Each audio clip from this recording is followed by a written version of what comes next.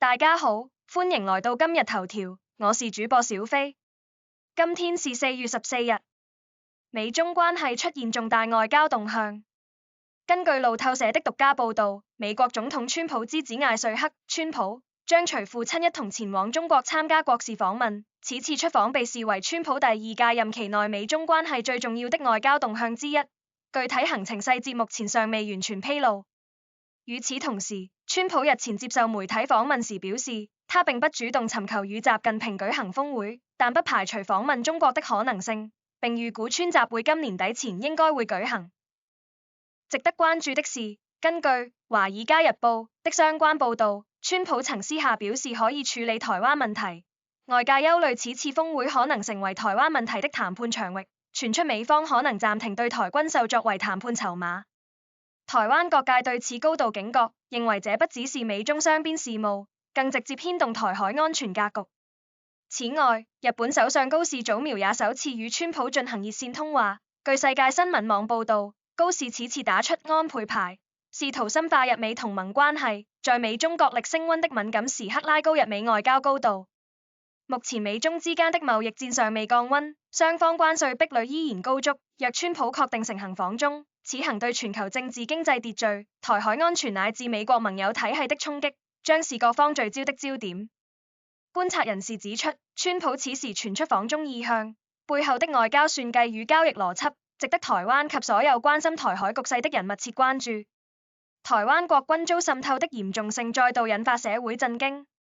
根據聯合新聞網的報導，橋頭地方檢察處偵結一起重大境外滲透案，共計起訴10名現役及退役軍人，其中9名為現役軍官士兵，涉及陸軍、海軍、空軍及海巡署，連無人機部隊也未能幸免，可謂全面遭到滲透。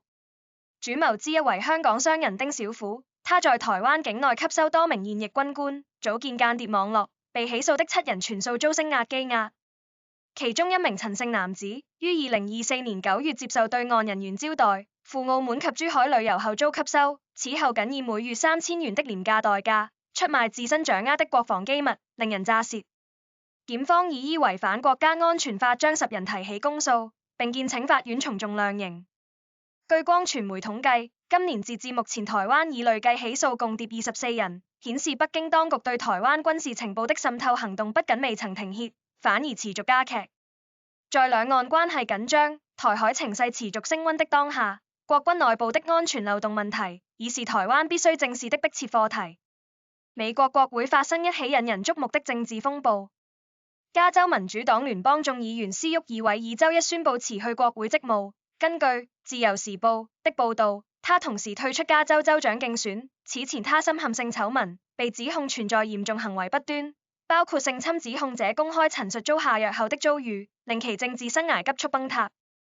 斯沃爾韋爾的辭職，同時引爆外界對他早年捲入中國女間諜方案的舊傷重新審視。現年45歲的他，10多年前曾與中國女間諜方私交甚密，方當時滲透美國政界核心，接觸多名重要政治人物，事後雖被 FBI 介入調查，但相關檔案至今未完全公開。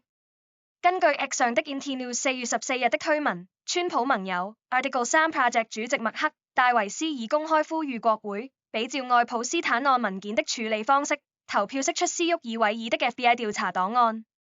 共和黨眾議員安娜·保利娜·盧娜也宣布，計劃於本週國會復會後發起罷免投票，連同屬民主黨的部分議員也表態不容忍相關行為。這起案件再度揭示北京當局透過美人計滲透美國政界的深遠危害。中東局勢持續緊繃，以色列對伊朗的軍事行動仍未畫下句點。以色列總理內塔尼亞胡公開強調，以色列已成功摧毀伊朗的核計劃與導彈計劃，但他同時表明，以色列的目標不僅限於此，還要摧毀德黑蘭政權，展現出以色列在這場衝突中徹底瓦解伊朗現政權的強硬意志。與此同時，美國與伊朗之間的外交斡旋也在低調進行。據路透社援引巴基斯坦及伊朗官員消息，雙方在伊斯蘭堡舉行的首輪談判陷入僵局，目前2週停火協議即將到期，第2輪談判尚未正式確定時間，可能於本週稍晚或下週初重啟。在此同時，美國國務卿盧比奧於華盛頓主持以色列與黎巴嫩特使的直接會談，這是兩國數十年來首次正式對話。盧比奧明確表示黎巴嫩人民是伊朗侵略行為的受害者，強調這種局面必須終結。